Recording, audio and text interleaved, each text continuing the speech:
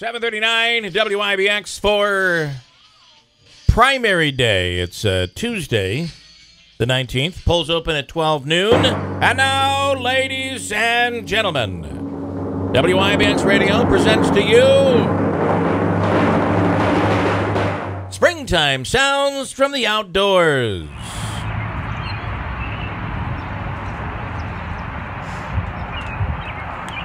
This is actual audio from outside our radio studios here on River Road in Marcy. Hear the birds chirping. There's gigantic trucks going by. So we're right next to the thruway. That was a big bird.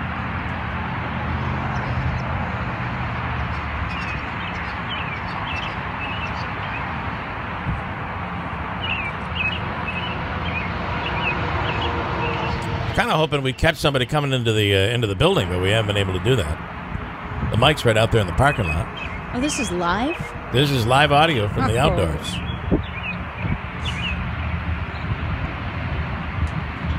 All right, well, anyway. That's what it sounds like out there. That's what it sounds like on the outside. And it's quite beautiful because that is a sound of springtime, isn't it? Usually the birds are chirping and stuff. It's kind of a neat sound to something we've forgotten about after a long winter that really wasn't all that difficult, but it was what it was. Joe is in Frankfurt here this morning. Joe, riveting radio, huh? Yes, it is. You got me on the edge of my seat. Yeah, he's sitting there. I mean, it's actually, he's getting nervous. Joe's getting nervous about it. But hearing the sounds of the birds and the wind in the background, it kind of soothes things a little bit for you. It lowers your nerves, hopefully, so that you can answer this question and win the money. All right. That's the goal. All right, Manaski, you want to add something here? No, I was going to say... why don't we spin the wheel and see what he's playing for? This is $100, $200, or $300 of Michael's money. Here we go. $100. All right, for $100. The C note. Are you ready? Yes. Joe in Frankfurt, here is your question. Listen, this is it. Okay, this is political. I'm going to tell you that. Here's the question. America's 40th president was legendary. What was his middle name? Ready? Go.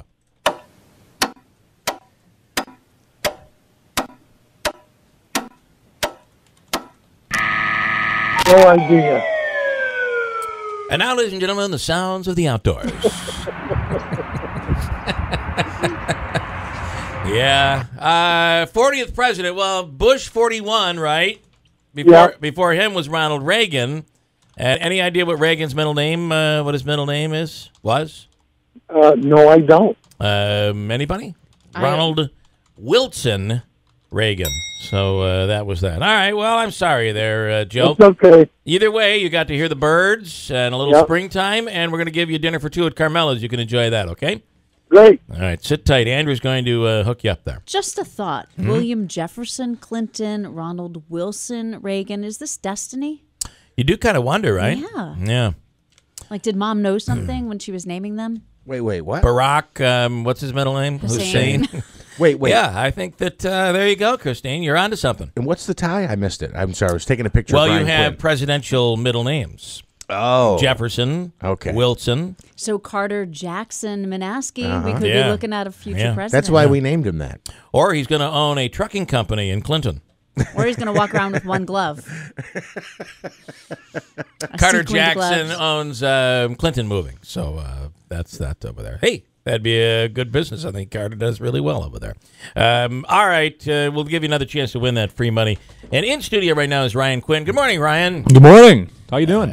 Good. How you doing? I'm doing all right. You got my coffee. It was the time that you were on live, and they voted. And what happened? How was that experience, by the way, being live, and then having to ultimately get the news that you were going?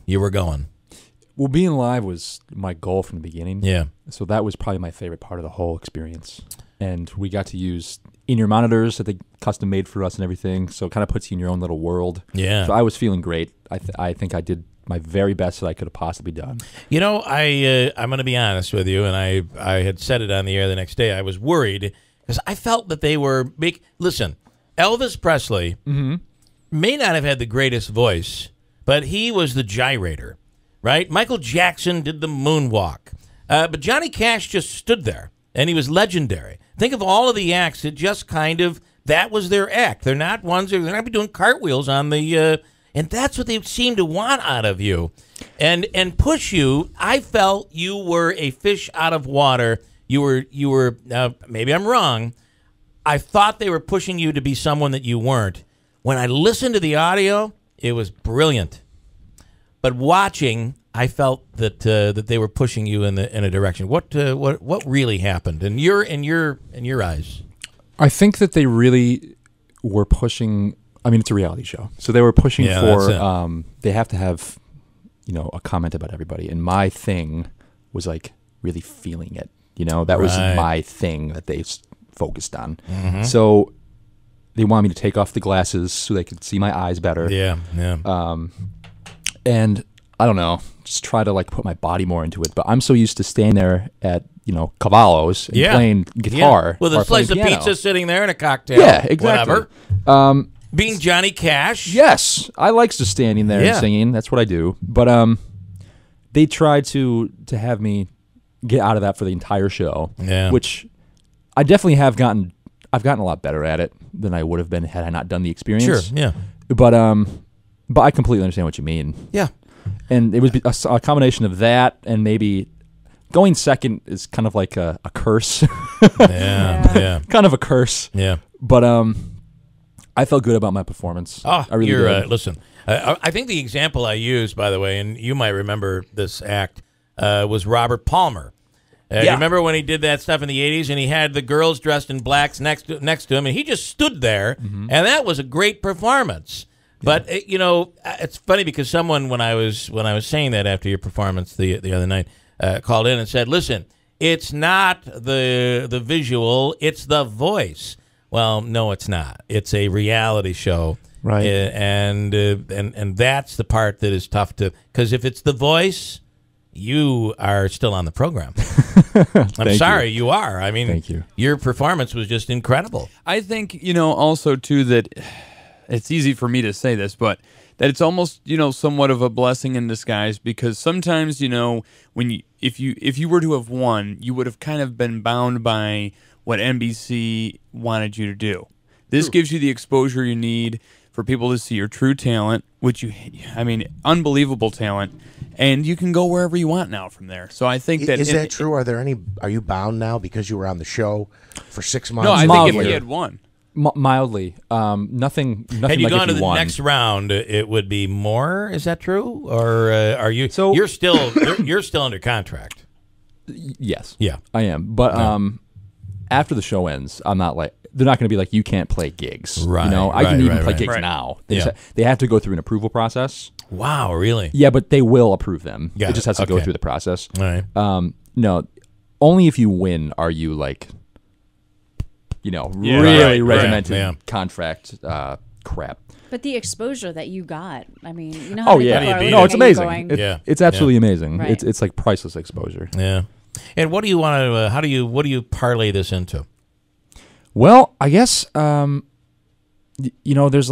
two types of people that watch the show. I think there are the people that like singing and music, which is great, and then there's the people that really like television, and then so you have like. Music fans that like you for who you are, and there are people that like you because you were on The Voice. Right. That's very interesting. Yeah. So then you have to, you don't have very long, only a couple months to kind of use, the TV bubble that you're in after you're eliminated. So I'd say I got like 5-6 months before the TV part of it dies. So I guess just going to use the exposure to the very best of my ability, play as many gigs as I can, try to do college shows because I could actually make that a full-time job if I really wanted to, and just write and hopefully put out some material and try to convert some of those TV fans into Ryan fans. I would ask you, is this your dream? I mean, is your dream to be I was talking to someone just yesterday who works in the, I won't say what business he works in, but he works in business. And I was congratulating him on something, and he said, all I ever want to do is play music. That's all I want to do. And that I can understand. And so what about you? I mean, is that what you want out of life? Do you want to be famous? Do you want to? I mean, what's the big aspiration for you? I don't really care if I'm famous. Yeah. I just want to. I just want to be able to play music as a career. Yeah.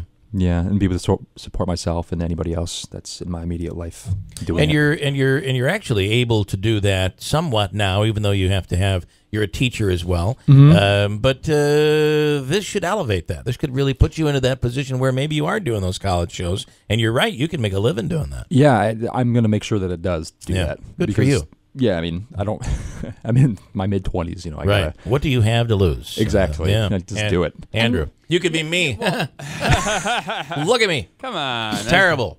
Andrew. No, but I think too, and you mentioned, writing and making music too. I mean, there are a lot of opportunities for that as well. I'm not, that right there can launch you into the performance side of things too. A lot of people I know start off writing and then they make a ton of money on that. True. And there's a lot of money in writing. Yeah. And then they, once they do that and they write enough songs, then they move on. And people, I just know from following a lot of different country artists, that's how a lot of them got started. Was they went down to Nashville, nobody really knew who they were, but they were writing songs for big names, and then they started touring with those people, and next thing you know, they got their own headlining tour. So I think you got a lot to look forward to.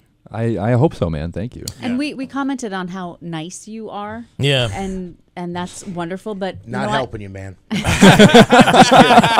didn't say that. No, but I also applaud his level-headedness. I mean, just the fact that you're saying, I'm going to pursue this TV bubble for the next 5 or 6 months. I mean, it just shows that you have a very level head, and he's destined for success no matter what. Do they help you with that? Do they say to you, hey, listen, you're going to have, because I know they work with you on social media, which was not your thing. Right. And I mean, they're really, correct me if I'm wrong, they assign you a producer, and they really work towards the publicity and work towards capitalizing on everything, which is nice. Ultimately, it's capitalizing for them, for the program. Right. But do they help you at all with life after and how you can really make the best out of it? We had a previous contestant from season 7 named Luke Wade. He's a really good guy. He came in and kind of gave us the spiel for what to expect when it's all over, and that was very helpful. Yeah. They didn't really prepare us as a whole for what to expect afterwards, but I'm glad they had Luke come in because he didn't sugarcoat anything. Yeah, well, that's he told us about his experiences, and it helped us all become more level-headed with it. Hey, by the way, have you heard the song? Who was the first winner on American Idol? Kelly Clarkson. Who Ryan calls Kelly now. Hello, Kelly. Yes, I have not met Kelly Clarkson. Kelly. Me and network. Anyway, have you heard her song? And this is completely off topic. I'm sorry. The song about her father that is out right now. No, I haven't heard. She's written a song about her, and the whole song is about how her father left her when she was a child, and now that she's famous and she's made all this money, he wants back into her life, and it's literally, I mean, it's like a giant rip on the. I think it's new, so you'll hear it at some point. Why am I bringing this up now? Well, she sings, and so do you. That's the best I can do. No, I haven't heard it though. But it's really, I mean, listen for that song. I wanted to know what your students, I know that I was driving by down Champlain Ave and saw the big sign out in front, and it seems like everybody really excited about your success over there, as they should be. They really enjoyed this moment, your moment with you. They absolutely did, yeah. And that one of the students drew the picture of me they put on the sign and everything. Cool. Yeah. They've been watching every week, and I don't know if there's. I kind of hope they still watch every week because they're also my friends on the show, you know. But and you made friends, so that's a cool thing. Yeah, especially my buddy Owen Danoff. He actually just played yesterday, but he didn't use his guitar. I was proud of him though, because he knows all about that, like being robotic, not having much stage presence. But he did a great job. And that is the hard thing. This is not just they call it The Voice, but it's not just about the voice. It's all that extra stuff that they want. They're trying to create a pop star or something. Yeah, that's what they're trying to create there. Well, listen, it was great following you and getting out there on social media and voting for you. And I bought the song, just so you know. Thank you. And I didn't buy it. I say this about the food around here. We don't buy the food just because it's local. We buy it because it's delicious. Right. And the song was really incredible. Thank you. And that's why I paid the money. Yeah, and you got to be. I mean, and be proud of yourself. I mean, you did a great job, you know, and you know, don't even worry about being voted off. I mean, for you to get as far as you did, and you know, and you talk about signs and shows of support. I know Clinton High School was huge with supporting you, and then I was on a training ride, and I saw Clark Mills had a sign up for you. So, I mean, you just appearing on the show and doing what you've done really, you know, it meant a lot to the community and the people in it too. It so. means a lot. It didn't meant it. Well, it still does, but I'm saying when it was going on. You're still going up. And by the way, if I could just add, Andrew, you're talking to him like he's coming in here weeping and depressed. I know. he's listen, don't feel bad, Ryan. You're not a loser. You're okay. Don't, Who's saying that? He's good with it. He understands. He's trying to be nice. I gotta tell you, I'm being nice. you know, he's all right. Well, listen, no, he means well. Sure, there is still Ryan. an element of being disappointed that you. Sure, there is, of course. There is. I mean, that's all I'm saying. But you get it. You know the deal. Talking him into depression. I was fine a minute ago. Yeah, everything was good till I did that Keeler show, and everything's going down the tube since then. Listen, great job. Whatever Andrew said, he means well, and we all mean well. And we enjoyed the ride. That's all I can tell you. So thanks for taking it with me. Wish you the best, and hopefully great things happen in the next few months here for you. Hope so, man. Good stuff. Ryan Quinn. Got a break. Hold on. We're coming right back. Good stuff, Andrew. That was really good. I do what I can. I've enjoyed you today. 5 cents. Here we go. We're coming right back at WIBX. So good.